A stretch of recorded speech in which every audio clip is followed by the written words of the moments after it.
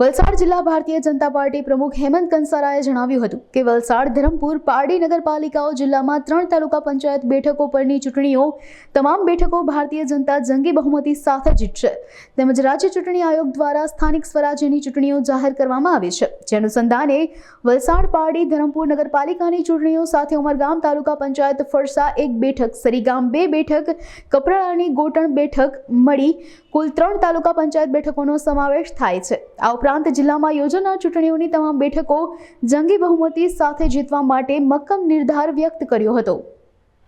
ગુજરાત ચૂંટણી પંચે 4:30 વાગ્યાની પોતાની પ્રેસ કોન્ફરન્સની અંદર ગુજરાતની સામાન્ય ચૂંટણીઓ અને તાલુકા, જિલ્લા અને મહાનગરની પેટા ચૂંટણીઓ જે જાહેર કરી છે, તો એ જે ચૂંટણીની જે તારીખો છે એ તારીખો પણ જાહેર કરી દીધી છે। આજે જાહેરનામું પડી ગયું છે। 27 તારીખે જાહેરનામું પ્રસિદ્ધ થવાનું છે।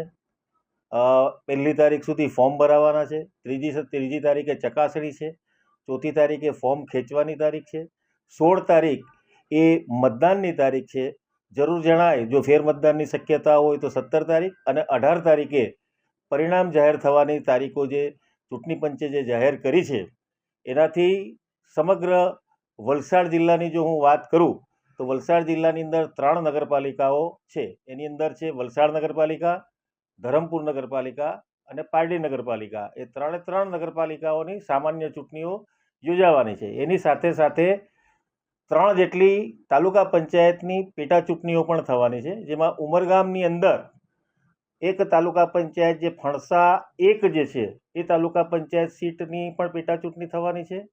બીજી એક જે તાલુકા પંચાયત સીટ છે ઉમરગામ તાલુકાની જ સરીગામ 2 તાલુકા પંચાયત સીટનું નામ છે, એની એક પેટા ચૂંટણી યોજાવાની છે અને કપરાળા તાલુકાની ગોટણ સીટ જે છે એની પણ એક તાલુકા પંચાયત સીટની પેટા ચૂંટણી યોજાવાની છે। આમ કુલ 3 નગરપાલિકા અને કુલ 3 તાલુકા પંચાયતની પેટા ચૂંટણીઓ વલસાડ જિલ્લાની અંદર યોજાવાની છે।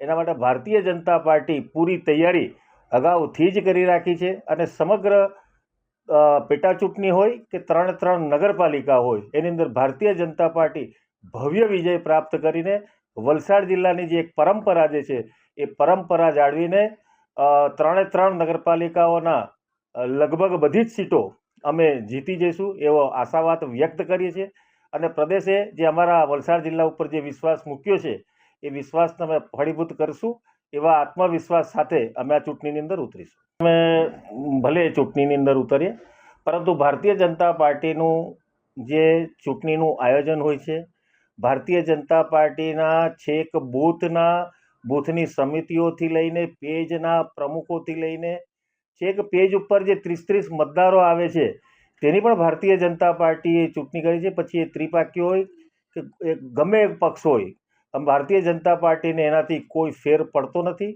ભારતીય જનતા પાર્ટી પોતાના કાર્યકર્તાઓની તાકાત અને આત્મબળથી અને પોતાની કાર્યપદ્ધતિથી અને ભારતીય જનતા પાર્ટીનો કાર્યકર્તા કમિટેડ કાર્યકર્તા હોય છે, સમર્પિત કાર્યકર્તા હોય છે।